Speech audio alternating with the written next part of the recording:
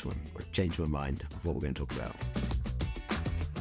Welcome to Big Questions, Short Answers. I'm Sian. And I'm Andy, Sian's husband, asking the big life questions. And possibly adding a little bit of unsolicited advice. This podcast is brought to you by Sian's value-based online course. Visit sianjacquet.com to find out more. Why do I get angry about the small stuff in life? The big stuff doesn't seem, but angry about the small stuff. Like I get really irritated about if you put, for example, my sharp knives in the dishwasher.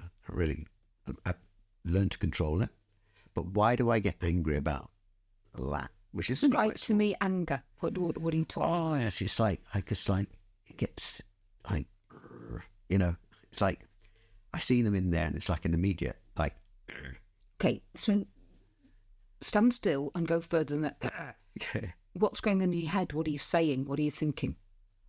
Well, I suppose we were talking about, in a previous episode, about respect, maybe, that like, I've asked you and others to like respect these knives so that they don't go in the dishwasher and get blunt, the non-stick pans. And, these are big issues in terms of my life. But, sometimes not often, maybe once a week or something like that, they'll be in there. And I think that's like, I get angry. Is that because I feel disrespected? I don't know.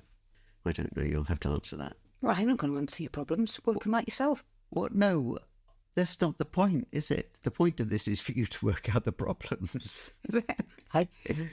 So I'm, about why do people get angry about the small stuff? I'm trying to widen it out. That was just a small little example. Personalise it.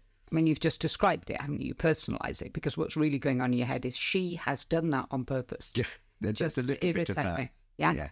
And that's a bit mental, isn't it? Yeah. Really? I mean, if you start thinking that I am putting sharp knives in the machine just to irritate you. Yeah. It is expediency from my point of view. I don't necessarily agree with you. You're probably technically right. What are my feelings in all this? Very wrongly, I probably need to start with. Because in my head, the belief is that I take on the majority of the responsibility for the standard and the quality of life we have, as in how we live, right? I have quite an entrenched belief now that you do very little and usually quite shoddily. That's not fair. I don't really want to lean in and contribute to your knife situation. And with the kids, if you were to ask them, be them all adults now, we actually have on occasions done it on purpose just to watch you jump from one foot to the other. That's not fair, is it? Because the way in which you behave is like a demented pixie. So it's disrespectful and it's a dreadful thing to have done to you. It is. Yeah. I feel. But if that's the only thing that your family do to you, you're very lucky. So it comes back to the kind of, I suppose, it's exactly the same. It's your version of my shower. It is a little bit. It's your version of my shower. You don't respect me. Yeah. You're not doing something that would be quite simple and easy to do. I mean, I suppose in some ways yours probably holds even more weight because you're destroying the equipment. I mean, and I do understand that, and you're not me. But again, I have on many, many, many, many more occasions than you been in a headspace of, I must do this before I can meet any of my own needs. And this, when you're a wife and a mother and you're working, is usually everything that needs to do for everybody else. Yeah. So when it comes to treating knives carefully and wiping and oiling pans and all the rest of it, I just want to smack it around your head and say, I have allocated 12 seconds to get that from there, in there, done that, and there. Do you see what I mean? It just irritates me that you even have got the headspace to be ethereally, emotionally attached to a bloody saucepan. I'm sounding a bit harsh, aren't I? You are.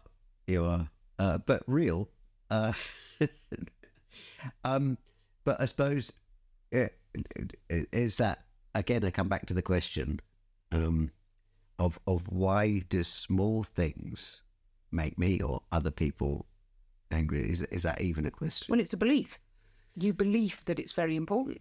It's very important to you. Well, I like to look after things. I do like to look after things. Well, I don't like to throw things away. Yeah, that's a whole different thing. Yeah. It's not even, that's opening a whole different door, Andy. Okay, we will close that one then for the small stuff in terms of anger. So is there anything that I can, well, I suppose I have done. I kind of don't get so angry anymore as I used to. I used to rave. Now I just have a little kind of thing and think about, challenging you on it on occasion. It's interesting, when I'm actually sitting here thinking about it, and I am slightly smiling. Over the last 30 years, when I've heard people talk about relationships that are really on their gravelly bits and it looks like it's all going west, it's not unusual for somebody to need to have a conversation with me about the dishwasher and how it's packed or how it's emptied or how it becomes quite a central part of, which obviously it is. It's something that has to be done every day. Mm-hmm. And I've always seen it as like a metaphor. Well, how important are the dishes? Do you rinse them before? Do you make sure the drain inside the dishwasher is clean? Do you clean that? Do you honour something that works as hard and you pack it in the right way? And is there this right way to do it? And if you don't do it, should you be publicly ridiculed? You know what I mean? I mean, the dishwashers really do seem to have quite an emotional connection to them. Oh. And what about the people that don't have dishwashers?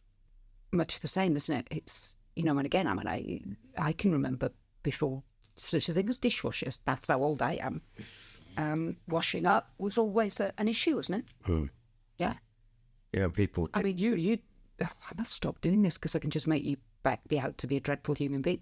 You will clear the kitchen, yeah, but you will never, and I mean confidently, I can say the word never, leave the kitchen finished.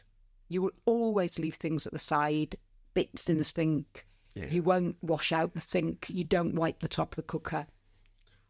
I've never, and I mean that, Andy, and this I won't back off from, right? I have never seen you completely clean and tidy the kitchen. Well, we've gone back. And that's not because you've got your glasses on. Cleaning seems to be a major issue. Well, yes. Maybe this podcast should just be about cleaning and cleaning. Sponsored by Persil.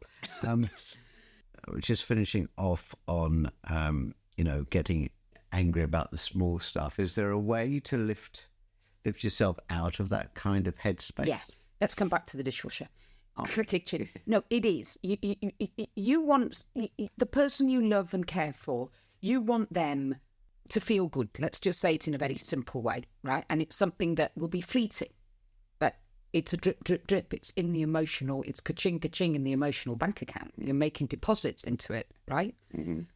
If you were to say to yourself, right, for the next week, every day, I am going to make a commitment to cleaning the shower, wiping the sink, cleaning the kitchen, whatever, whenever I'm doing it, but I'm going to leave it in a way that I know is going to make Sian smile, right? And again, it's not a game. It's not, I'm going to do it until she passes a comment, and if she doesn't, then I'm going to stop, because that's another way that people behave. They self-sabotage themselves. What I would be saying to you or to anybody else is, how does it make you feel? Don't think about me, because I can guarantee if you do it with integrity and you honestly stand still and allow thought processes to go through your head and your heart, you'll finish cleaning that kitchen and that shower and whatever, and you'll feel good about yourself. That is the magic of making somebody else happy. Because you're making the goodness come from you, but for good reasons. Join us next time on Big Questions, Short Answers with Sian Jacquet and me, Andy. If you have any questions you want to ask, please send them via the website, sianjacquet.com. If you enjoyed this podcast, please subscribe and share it with everyone you know. We really do appreciate you sharing 15 minutes with us. And if you want to do a bit more learning, go on to Sian's website, sianjacquet.com. There's a course on values to create the life you truly love. I did it, and it really does do what it says on the can. See you next time.